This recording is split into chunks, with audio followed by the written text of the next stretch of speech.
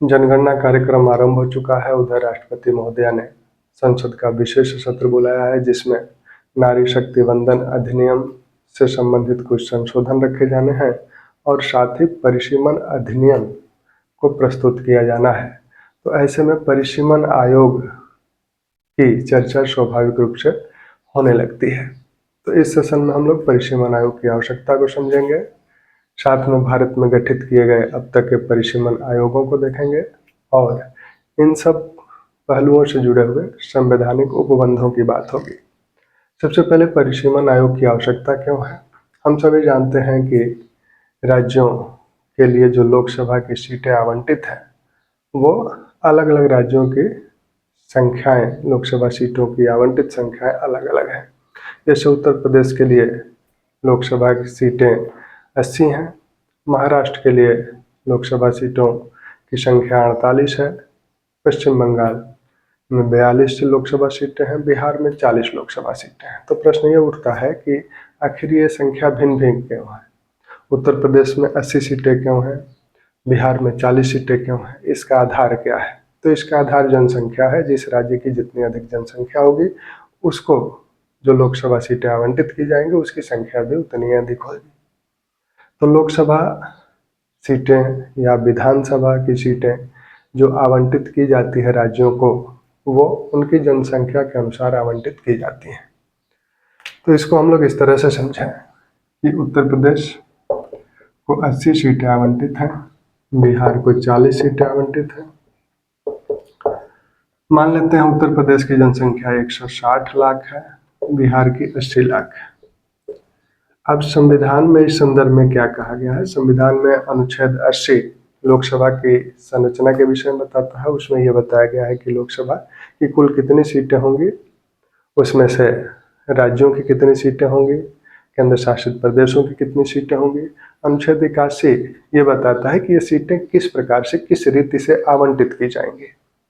ये सीटें किस रीति से राज्यों को आवंटित की जाएंगी। तो उसमें कहा गया कि प्रत्येक राज्य को लोकसभा में स्थानों का आवंटन ऐसी रीति से किया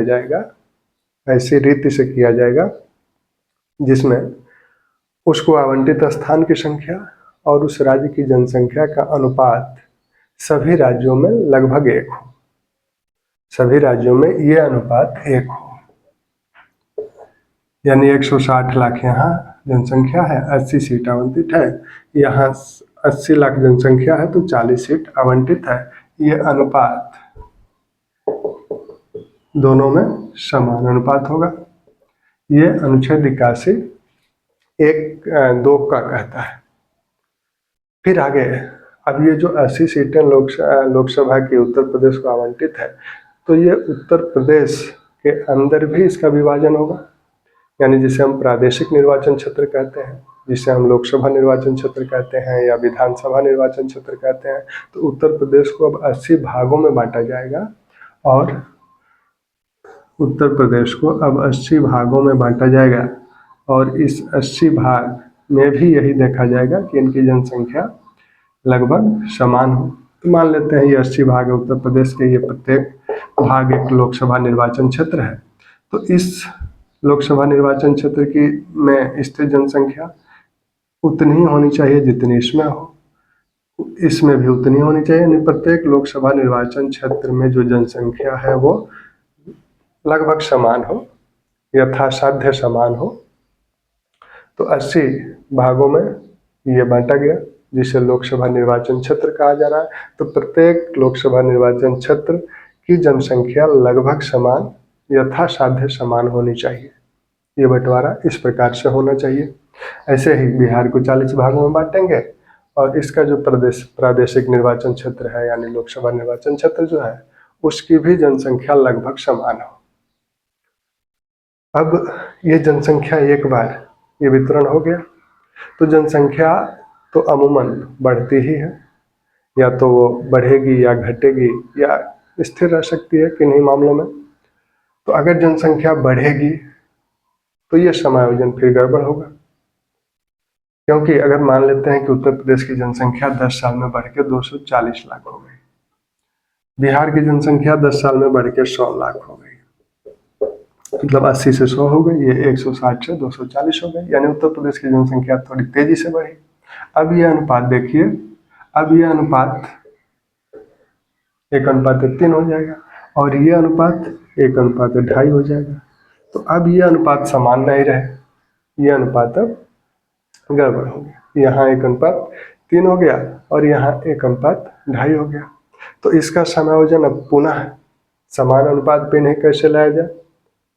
तो इन्हें पुनः समायोजित करने के लिए परिसीमन आयोग की आवश्यकता पड़ती है कि एक ऐसा आयोग हो जो इस जनसंख्या के आधार पर फिर सीटों का पुनः समायोजन करे, जिससे कि अनुपात जो है वो बराबर हो सके। लोकतंत्र का एक मूल मंत्र है कि प्रत्येक मत यानी वोट की शक्ति या मूल्य बराबर होना चाहिए। यहाँ अगर ये अनुपात सही है तब तक तो ठीक है, यहाँ के मत का मूल्य की भी उतनी ही वैल्यू है जितना यहाँ के मत के मूल्य का है। लेकिन अगर ये अनुपात गड़बड़ हो गया, जनसंख्या तेजी से बढ़ गई, तो यहाँ 1:3 यानी 3 लाख वोटर एक लोकसभा सांसद को चुनेंगे, यहाँ 2.5 लाख वोटर ही एक लोकसभा सांसद को चुनेंगे।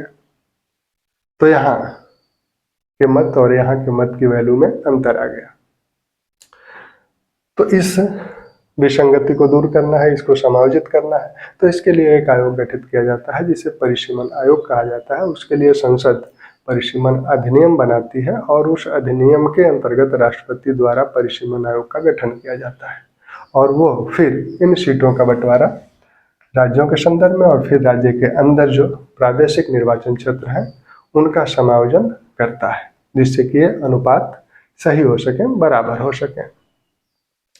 अब प्रश्न यह है कि यह समायोजन किया जाए तो इनकी जनसंख्या अगर बढ़ रही है तो इनकी सीटें बढ़ा दी जाए, इनकी घट रही है तो इनकी सीटें घटा दी जाए, तभी ये समायोजन हो सकता है। लेकिन एक समस्या भारत में यह आई परिवार नियोजन को लेकर। 1952 में जब परिवार नियोजन कार्यक्रम शुरू किया गया तो कुछ राज्यों ने परिवार नियोजन में अच्छा प्रदर्शन किया, उन्होंने अपनी जनसंख्या को नियंत्रित करने में एक तरह से सफलता पाई। भारत में एक बड़ी समस्या जनसंख्या विस्फोट की थी जिसको नियंत्रित करना आवश्यक था, तो इस कार्य को 1976 में रोक दिया गया कि ये समायोजन अभी नहीं होगा, क्योंकि अभी पूरा ध्यान जनसंख्या नियंत्रण पे हो। क्योंकि अगर ये सीटें समायोजित की जाती हैं जनसंख्या के हिसाब से, तो जिन राज्यों की जनसंख्या तेजी से बढ़ रही है उनको अधिक लोकसभा की सीटें मिलेंगी, जिनकी घट रही है या जिन लोगों ने नियंत्रित कर लिया है उनकी लोकसभा की सीटों की संख्या कम हो जाएगी। तो इससे उन राज्यों को राजनीतिक हानि होगा जिनकी संख्या घट रही है, क्योंकि लोकसभा में उनकी संख्या जो है सापेक्षिक रूप से पहले जितनी थी उसके सापेक्ष में वो कम हो जाएगी, यानी लोकसभा में उनकी शक्ति कम हो जाएगी, लोकसभा में उनके सांसद कम हो जाएंगे सापेक्षिक रूप से। तो जब लोकसभा में उनके सांसद कम हो जाएंगे तो उनकी शक्ति घट जाएगी। तो ऐसे में राज्य हतोत्साहित होंगे परिवार नियोजन कार्यक्रम को आगे बढ़ाने में। तो परिवार नियोजन कार्यक्रम को वो शिद्दत से लागू करें, इसलिए कहा गया कि जिसकी जितनी सीट है वो यथा रूप में वैसी ही बनी रहेगी 2000 तक। 42वें संविधान संशोधन 1976 में ये कहा गया कि अब ये सीटें उतनी ही बनी रहेंगी, क्योंकि संविधान में ही कहा गया कि प्रत्येक जनगणना के पश्चात ये सीटें समायोजित होंगी, क्योंकि जनसंख्या घटेगी बढ़ेगी, उस हिसाब से इन्हें समायोजित किया जाएगा। लेकिन समायोजित करने का परिणाम ये होगा कि लोग राज्य जो है जनसंख्या नियंत्रण पर ध्यान नहीं देंगे, क्योंकि उन्हें घाटा होगा। तो ऐसे में 42वें संविधान संशोधन 1976 के तहत कहा गया कि अभी राज्यों को जो आवंटित सीटें हैं वो उतनी ही रहेंगी, उसमें कोई बदलाव नहीं होगा और 2000 तक ये उतनी ही रहेंगी। 2000 के बाद जो जनगणना होगी उस हिसाब से फिर समायोजन किया जाएगा।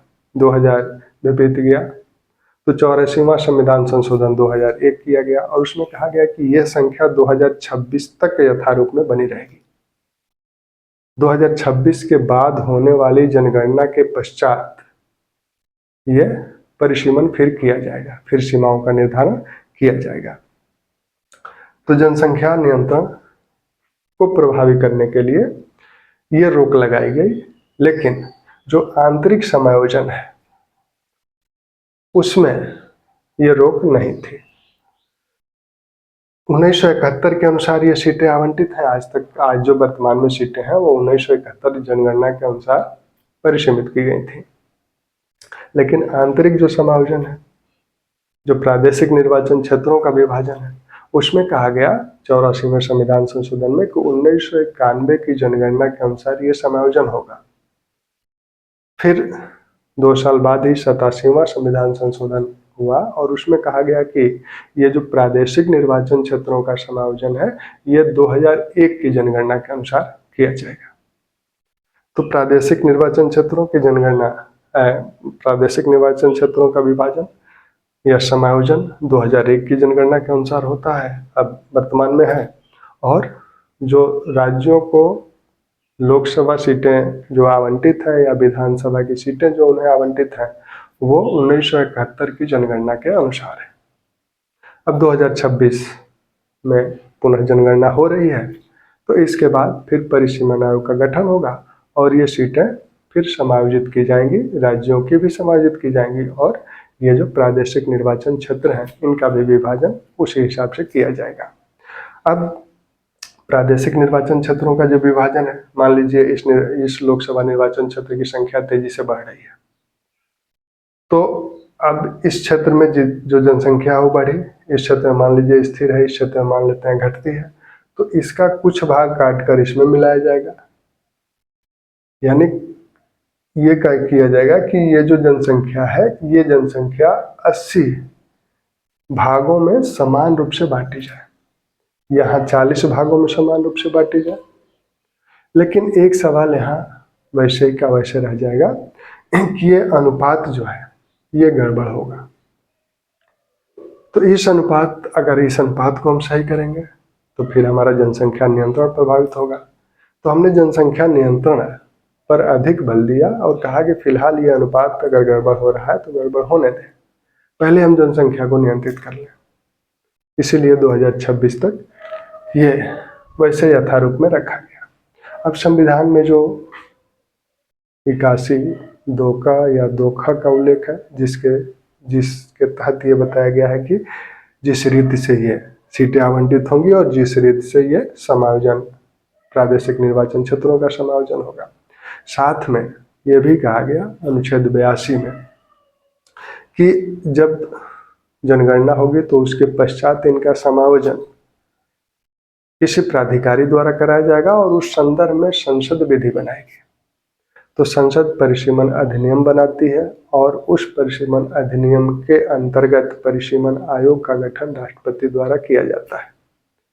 अब तक भारत में जो परिसीमन आयोग गठित किए गए हैं वो 5 परिसीमन आयोग अब तक भारत में गठित किए गए हैं। और इसके साथ सिर्फ लोकसभा निर्वाचन क्षेत्रों की ही बात नहीं है, इसमें विधानसभा निर्वाचन क्षेत्रों का आवंटन भी है। अनुच्छेद 170 में विधानसभा क्षेत्रों के आवंटन का भी उल्लेख है। तो लोकसभा क्षेत्रों के आवंटन के लिए तो अनुच्छेद 81 दोका में बताया गया कि कैसे आवंटन होगा, 81 दोखा में बताया गया कि आंतरिक समायोजन कैसे होगा, प्रादेशिक निर्वाचन क्षेत्रों का आवंटन कैसे होगा, 82 में बताया गया कि प्राधिकारी की नियुक्ति और परिसीमन अधिनियम संसद द्वारा पारित किया जाएगा। 170 में बताया गया विधानसभाओं के लिए विधानसभाओं की संख्या का आवंटन कैसे होगा और इसके लिए प्राधिकारी जो है यही प्राधिकारी ये कार्य भी करेंगे। फिर जो 330 अनुसूचित जातियों जनजातियों के सीटों का आरक्षण लोकसभा में, 332 अनुसूचित जातियों जनजातियों की सीटों का आवंटन विधानसभाओं में, यही 330 में ही एक अनुच्छेद है 330(1) महिलाओं का आरक्षण लोकसभा में और 332 एक महिलाओं का आरक्षण विधानसभाओं में। फिर आगे अनुच्छेद 334 एक, इसमें कहा गया कि महिलाओं का आरक्षण कब से प्रभावी होगा, यानी नारी शक्ति वंदन अधिनियम में जो संशोधन आ रहा है वो इसी से संबंधित है, महिलाओं का आरक्षण कब से प्रभावी होगा? इसमें कहा गया कि 2026 के पश्चात जो जनगणना होगी उस जनगणना के बाद एक परिसीमन आयोग का गठन होगा और वो निर्धारित करेगा कि कौन कौन सी सीटें महिलाओं के लिए आरक्षित रहें, फिर वो चक्रानुक्रम से चलती रहेंगी। ठीक, ये अधिनियम 15 वर्ष के लिए प्रभावी होगा या संसद जब तक चाहे ये प्रभावी रहेगा। तो इतने अनुच्छेदों में परिसीमन से संबंधित या सीटों के आवंटन से संबंधित बातें कही गई हैं। जो संशोधन हुए हैं 42वां संशोधन, इसमें कहा गया कि 2000 तक ये जो आवंटित सीटें हैं लोकसभा की या विधानसभाओं की वो यथारूप में उतनी ही रहेंगी। 84वां में कहा गया, 84वां संविधान संशोधन 2001 में हुआ, इसमें कहा गया कि 2026 तक वैसे ही रहेंगी। 2026 के पश्चात जो जनगणना होगी उस जनगणना की रिपोर्ट जब प्रकाशित होगी तो परिसीमन आयोग उस हिसाब से सीटों का आवंटन करेगा और उनका समायोजन करेगा। 87वां संविधान संशोधन 2003, इसमें कहा गया कि जो आंतरिक समायोजन है यानी प्रादेशिक निर्वाचन क्षेत्रों का जो समायोजन है वो हो सकता है, वो 2001 की जनगणना के अनुसार होगा। जनगणना के अनुसार होगा। सीटें जो आवंटित है वो 1971 की जनगणना के अनुसार, वर्तमान में जो सीटें आवंटित है वो 1971 की जनगणना के अनुसार है। और 87वां संविधान संशोधन कहता है कि जो प्रादेशिक निर्वाचन क्षेत्रों का जो समायोजन है वो 2001 की जनगणना के अनुसार समायोजित होगा। तो ये 2001 की जनगणना के अनुसार समायोजित होता है। 106वां संविधान संशोधन, नारी शक्ति वंदन अधिनियम, नारी शक्ति वंदन अधिनियम इसके तहत पारित हुआ और महिलाओं के आरक्षण की बात की गई 330(1), 332(1) और 334(1) में। अब इसके लिए सेंट्रल विस्टा प्रोजेक्ट, एक नया संसद भवन बना, सेंट्रल विस्टा प्रोजेक्ट, और उस सेंट्रल विस्टा प्रोजेक्ट में पहले से ही लोकसभा के और राज्यसभा के मेंबर्स के बैठने की सीटें बढ़ा दी गई हैं। कुल उसमें 888 सीटें निर्धारित की गई हैं लोकसभा के सदस्यों के बैठने की। तो ये सीटें जो अब फिलहाल 545 हैं अधिकतम सीटें लोकसभा की, उसको बढ़ा के अब 850 करने की बात कही जा रही है, जो संशोधन प्रस्ताव आ रहे हैं उसके अनुसार। यानी सीटें बढ़ेंगी तो फिर जो राज्य जनसंख्या को नियंत्रित किए हैं वो चिंतित हैं कि इससे हमें नुकसान होगा, राजनीतिक नुकसान होगा, क्योंकि लोकसभा में हमारी शक्ति कम हो जाएगी, हमारी संख्या कम हो जाएगी तो उनकी शक्ति कम हो जाएगी, उनकी आवाज़ कम हो जाएगी वहाँ। तो सरकार अब देखिए ये संशोधन जो आए हैं वो उसमें क्या पारित होता है, तो उसके बाद हम लोग उस पर बात करेंगे। अभी कोई कयास लगाना उचित नहीं है। अब हम लोग ये देखें कि परिसीमन आयोग अब तक कितने गठित किए गए।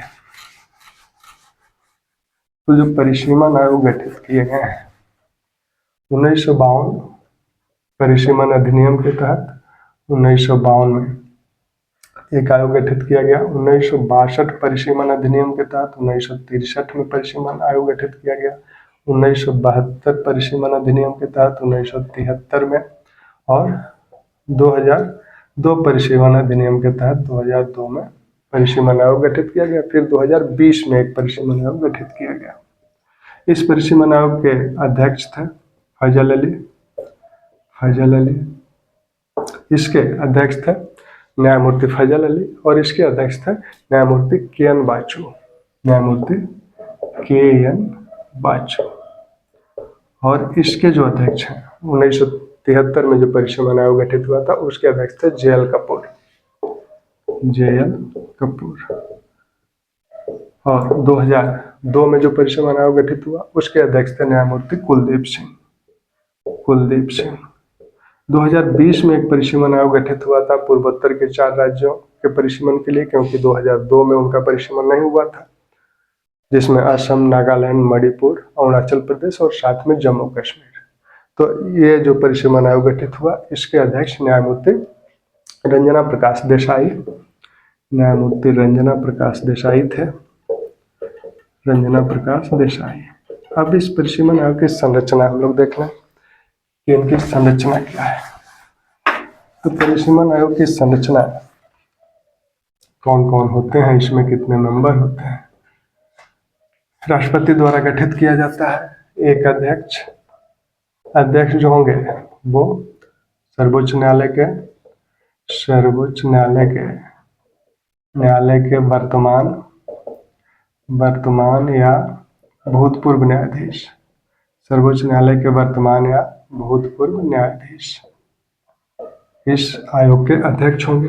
2 सदस्य इसके होंगे, एक सदस्य मुख्य निर्वाचन आयुक्त होंगे, या मुख्य निर्वाचन आयुक्त या उनके द्वारा नामित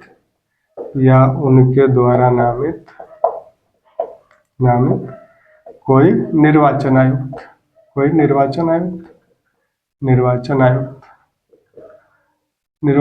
2 निर्वाचन आयुक्त होते हैं, तो उसमें से किसी को नामित कर सकते हैं। एक सदस्य होंगे राज्य के निर्वाचन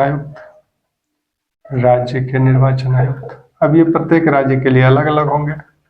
प्रत्येक राज्य के संदर्भ में उस संबंधित राज्य के निर्वाचन आयुक्त भी इसके मेंबर होंगे।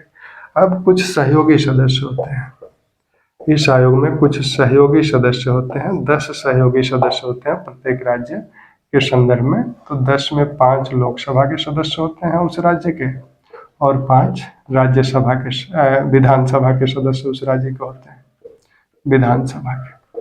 प्रत्येक राज्य के लिए, जिस राज्य के परिसीमन की बात की जाएगी, तो उस राज्य के 5 लोकसभा सदस्य और 5 विधानसभा सदस्य सहयोगी सदस्य के रूप में होते हैं। ये वोटिंग नहीं करते हैं, बल्कि आयोग को अपना इनपुट देते हैं, अपने सुझाव देते हैं।